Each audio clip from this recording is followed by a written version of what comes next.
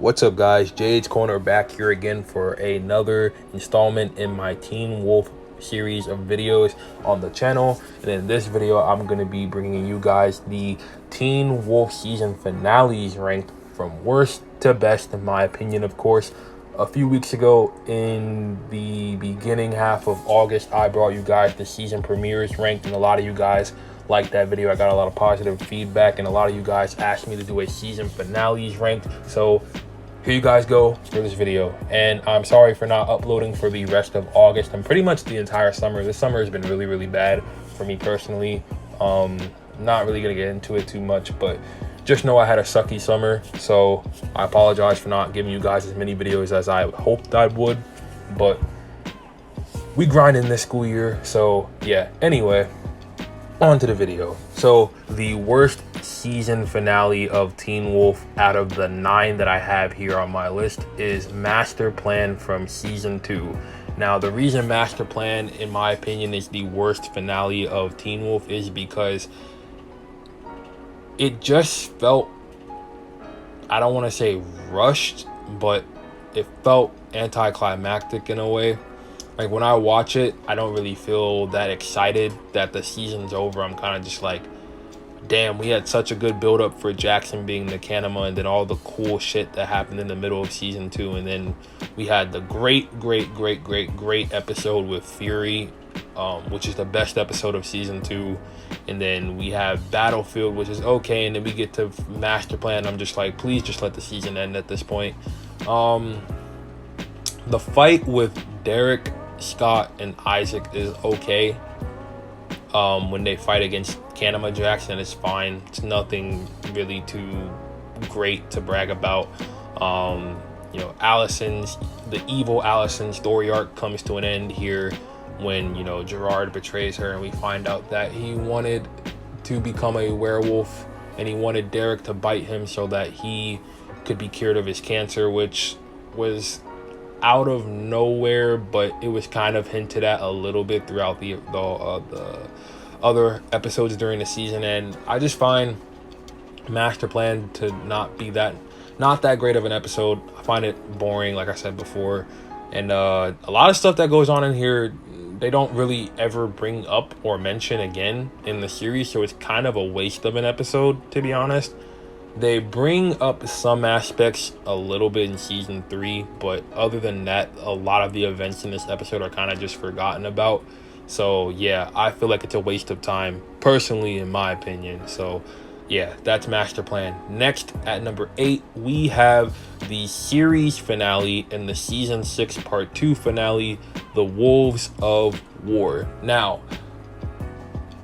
if you're an OG subscriber of Jade's Corner, back when I had around like maybe 100, 200 subs back around, I would say this time 3 years ago in 2017, when Teen Wolf was coming to an end, you guys know that I fucking hated this episode. This episode was a bad episode. And here's why.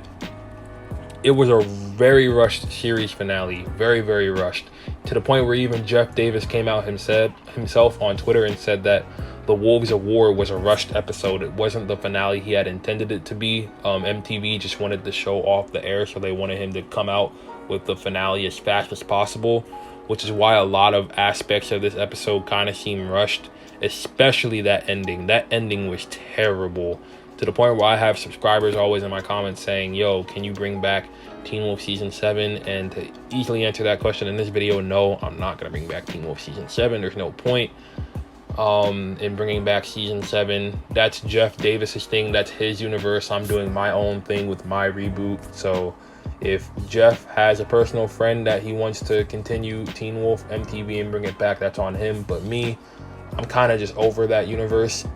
To me, season 6 part 2 is kind of just filler, to be honest. I don't really count it as canon, even though it is technically official canon. For me, Teen Wolf really ended with Riders on the Storm, because Riders on the Storm felt more like a series finale than The Wolves of War did. And The Wolves of War had many stupid aspects in this episode. Scott not seeing Jackson again, Jackson not meeting Malia, Jackson only getting to see he didn't even get to see Derek. The only people Jackson saw was Styles and Lydia, and that's it. And then we had the stuff with Theo and Liam in the hospital, trying to take out Gabe and Nolan. But I thought Gabe's death was handled really well, even though it came out of nowhere and it was rushed. But it was a good conclusion for Theo's character, in my opinion. So yeah. And also Derek was really stupid in this episode. Like, why? Like, you hate Jennifer Blake. Jennifer, is a bad guy. You don't want anything to do with her. But when the Anukate takes her form, you're able to open your eyes because you hear her voice. Like, that's just stupid to me. And yeah, it's just a lot of stuff like that is just really, really dumb. Like, it doesn't make any sense to me. But yeah, like I said before, this episode's rushed. It has a terrible ending. Like, really just walking off in the end and having the moon show in the background. Like, I said it 3 years ago and I'll say it again. When the Vampire Diaries has a better series finale than this, that's when you know you messed up and you have a problem.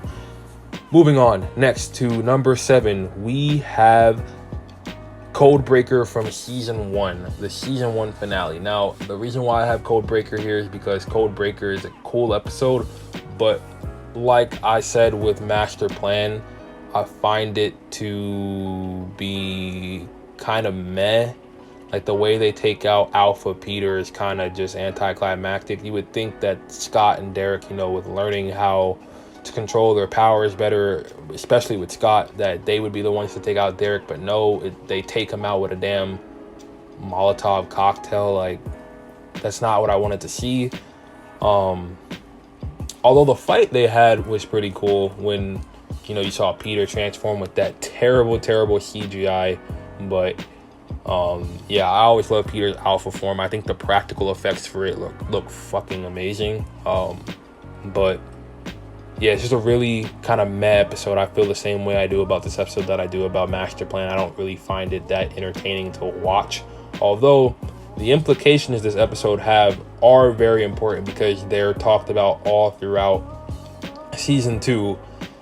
So yeah, and a lot of the stuff that happens in this episode lasts until like at least season 3 part 1. Like, Derek being an alpha, he was an alpha from this finale all the way till the episode before the season 3 mid-season finale. So that lasted almost damn near 2 seasons. So, and this episode also had Jackson get the bite, which led him to become the Kanema in season 2. So this episode set up a lot of good stuff, but I just find it to be kind of meh, in my opinion. I know a lot of OG Teen Wolf fans are going to be like, oh my God, you put season 1 down here just because you weren't old enough to watch season 1. You were like 8 years old.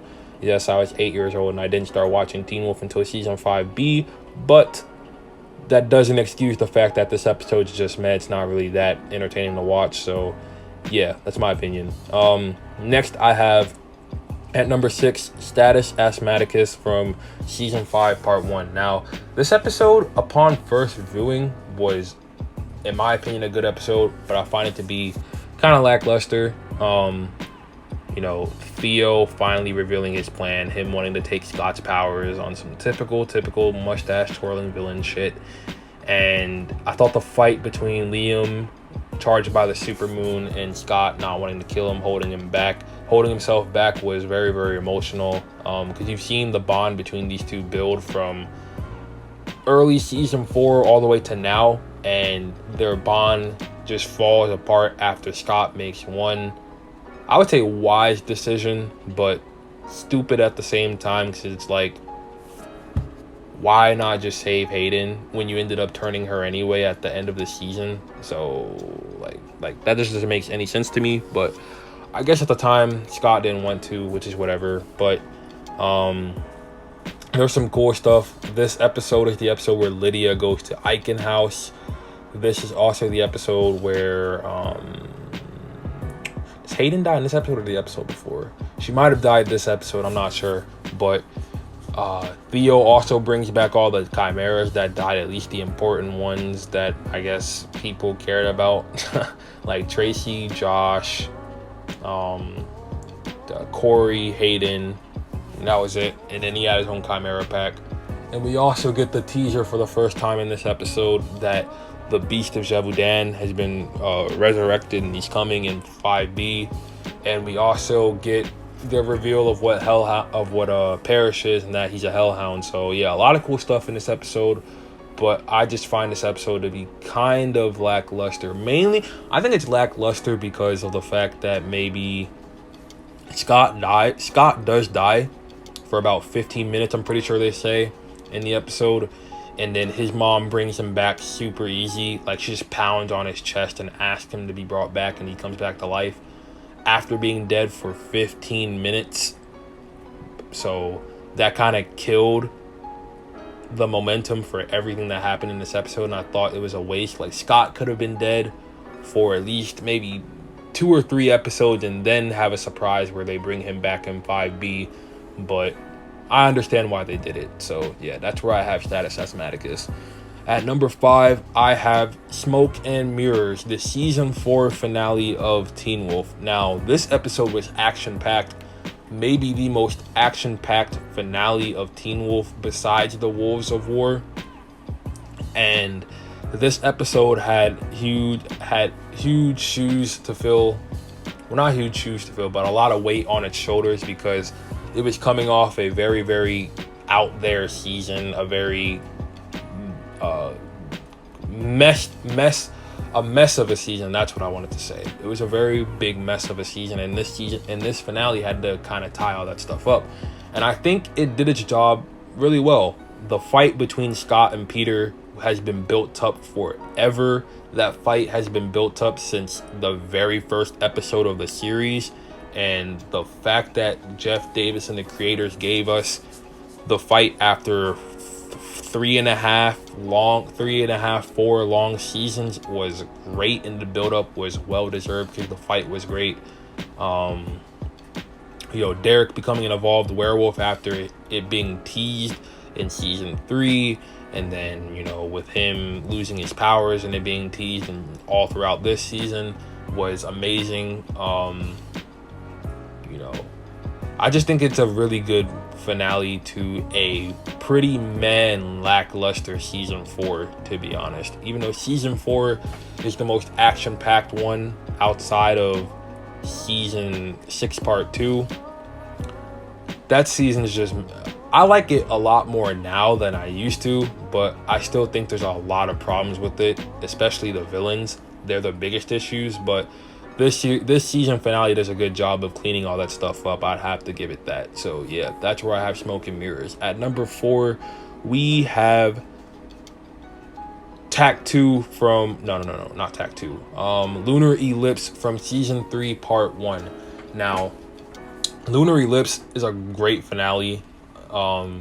We get obviously the deaths of Alpha, Ethan, and Aiden, and Kali. We get Jennifer Blake finally achieving her highest level of power we've seen in the show. We get Demon Wolf Deucalion. We get Scott becoming a true alpha. We get that amazing ending scene where they play the song Kids, which I have on my playlist. I love that song. And we get the iconic line of Peter killing Jennifer Blake at the very end of the episode and saying, "I've always been the alpha." So yeah, just a lot of iconic stuff in this episode. A lot of great stuff. Styles coming to save the day after the little basement kind of sort of like shed underneath the Nematon almost kills Allison, Isaac, and the parents. And yeah, a lot of great stuff in this episode. Can't say any more about it. It's a really great episode. So yeah.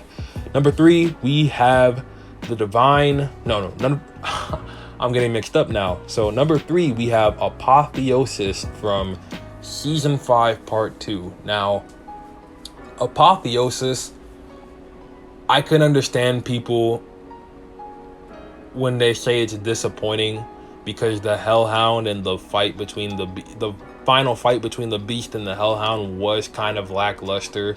We all would have liked to see Parrish go into a form that's kind of looked like the Beast, and it would have been something kind of similar to the Flash and how they had the Gorilla Grodd versus King Shark fight, where it's 2 big CGI creatures just beating the ever-living shit out of each other.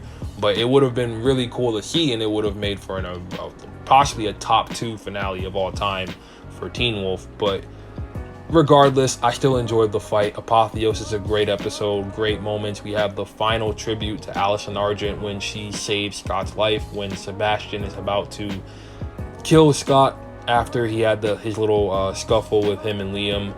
And then we have Theo getting sent, I'm guessing, to hell or purgatory, or they never explain where he got sent to. I'll probably make a video with my theories on where he got sent to eventually. But no, Theo, he got sent to hell or purgatory. The Beast died in this episode. Gillies Marini did a great job bringing Sebastian to life in the modern world, and we get the origin of the Dread Doctors in this episode too, with Marcel being the surgeon, being the lead Dread Doctor, and us finding out that the reason they all came together was to bring back the Beast. So yeah, pretty great finale. And the ending scene with the fight to the end, that song too is also a great song, and I love that song. And my favorite moment of this whole episode is when Styles and Lydia are in the hallway, and Styles is like, Allison saved his life, because Allison Argent is my favorite female character on Teen Wolf. A lot of you guys know this, and the fact that this episode is basically a dedication to her character was amazing. So yeah, also another great thing about this episode, we finally got rid of Kira. A lot of you guys know I don't like Kira as a character, so yeah, we finally got rid of her, so that was another great thing. At number 2, we have the Divine Move from Season 3, Part 2. Arguably the best season of all of Teen Wolf. That could be argued because Season 6A is a very, very good runner-up contender for best season of Teen Wolf of all time. So yeah, the reason why I say that the Divine Move is the second greatest finale ever is just the stakes it brought. I think this episode was built up really well. We just came off of Allison Argent being killed in the previous episode, which was already big enough as it is. Possibly the biggest death of all time on Teen Wolf was Allison. So yeah, just a great finale. A lot of the stuff with the Nogatsune and Void Style are superb. Some of the best work of Teen Wolf ever. The twins and Derek fighting the Oni and Void Styles outside the high school, amazing. Scott, Styles, Lydia, and Kira all trapped in that little snow realm that the Nogatsune conjured up before they get trapped inside the hallways of the school was amazing, that little sequence. And then we get the iconic scene where Void Styles walks up to Lydia and the regular Styles, and he's like, I'm 1,000 years old, you can't kill me, stuff like that. And man, this this is a great finale. It's also the last time we see a couple of characters too. It's the final time we see Isaac Leahy, the final time we see Danny. Danny never returns to the show after this. Isaac doesn't. It's the final time we see Ethan until Season 6, Part 2. It's also the final time we see Chris Argent for a while until the later half of Season 4. So yeah, great stuff in this episode.